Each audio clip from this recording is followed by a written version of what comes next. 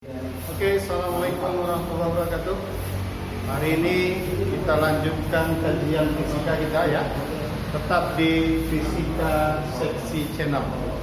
Baik, anak-anak bapak, kita mereview bab berikutnya tentang gerak melingkar. Nah, mari kita lihat. Seperti kemarin, di dalam fisika, gerak itu diberi nama sesuai dengan lintasan. Dikatakan geraknya melingkar, maka nanti lintasannya gimana? Lingkaran. Di kehidupan kita banyak ya, kipas angin berputar, berarti gerak lingkaran. Kemudian elektron mengorbit inti, lintasannya lingkaran. Planet mengelilingi matahari, juga lintasannya lingkaran. Bahkan inul ngebor pun ya lintasannya lingkar ya. Nah, mari kita lihat besaran-besaran atau ya rumus-rumus yang ada di gerak melingkar. Pertama, di dalam gerak lingkaran, gerak melingkar, nanti kita sering mendengar istilah yaitu kecepatan sudut ya, atau nama lainnya kecepatan angular. Oke. Bagaimana rumus kecepatan angular? Disimbol omega ya. Bisa ditulis 2V per T atau ditulis 2V dikali dengan F. T di situ adalah waktu periode, sementara F adalah frekuensi. Waktu periode ini adalah waktu yang diperlukan benda untuk bergerak, melingkar, menempuh satu lingkaran penuh. Itu disebut dengan waktu periode. Sementara F frekuensi ini adalah jumlah putaran yang dihasilkan benda per satuan detik ya. Periode dengan frekuensi ini hubungannya berbanding terbalik ya. Ingat, kita tahu periode itu nilainya adalah seper F, atau dari sini F frekuensi apa? Seper ya. T besar waktu untuk satu lingkaran penuh, sementara dari frekuensi apa? Jumlah ya, jumlah putaran yang dihasilkan per satuan waktu, satuannya dalam detik ya. Kemudian ingat, ini satuannya tadi, satuannya dalam hertz. Baik, kita kembali ke kecepatan sudut. Kecepatan sudut atau kecepatan angular, di mana rumusnya 2V per T atau 2V kali F.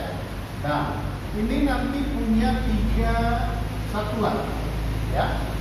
Satuan pertama biasanya dalam RPM, rotasi per menit, putaran per menit ya. Itu satuan pertama. Kemudian satuan yang kedua bisa dalam putaran per second ya, putaran per second. Kalau RPM per menit, yang berikut putaran per second. Nah, di dalam MKS, satuan dari kecepatan sudut adalah dalam satuan radian per second.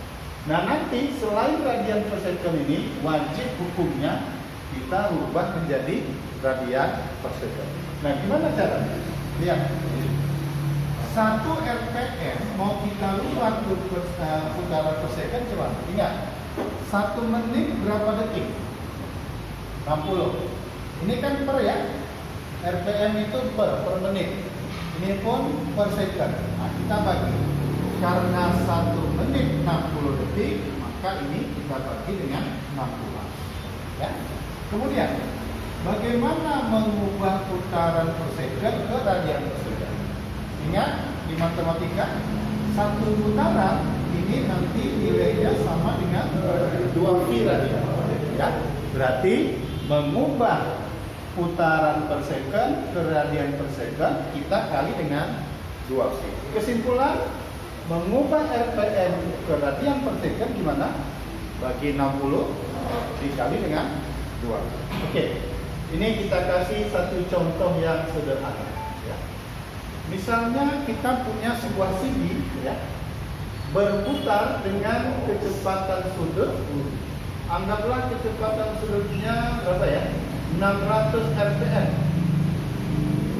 Nah, coba kita ubah satuan ini menjadi satuan MKS yaitu dalam radian per second. Ini mudah ya. Bagaimana mengubah RPM ke radian per second? Lihat ini skema ya. Pertama dibagi 60 kan gitu. Kemudian dikali dengan 20. Maka secara sederhana ini bisa kita hitung ya. 600 dibagi 60 kemudian dikali berapa? Dikali 2 pi gitu ya.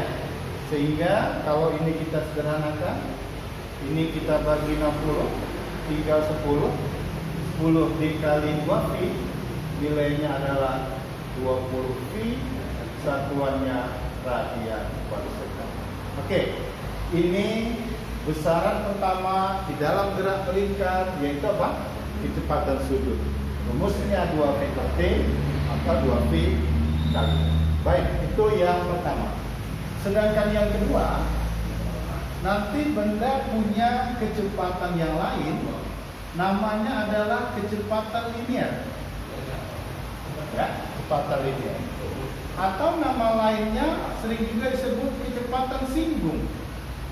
Ya, kecepatan singgung. Atau nama lainnya kecepatan tangensial. Jadi ada 3 namanya ya.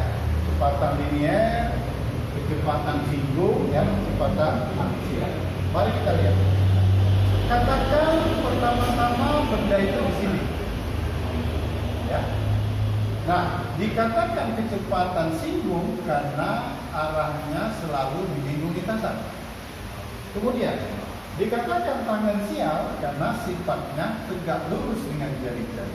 Itulah nilai ya. Itu. Oke. Demikian juga katakan detik berikut bendanya sampai di sini, gitu ya. Apakah nanti benda akan punya kecepatan v menyinggung lintasan seperti gambar? Detik berikut katakan sampai di sini, ya.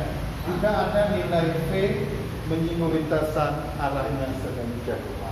Nah, kalau kita mau hitung atau mencari bagaimana kecepatan singgung, ya rumusnya adalah omega dikali dengan R. Inilah nilai V. Oke, R ini apa? R ini adalah jari-jari, ya, jari-jari dari lingkaran tersebut.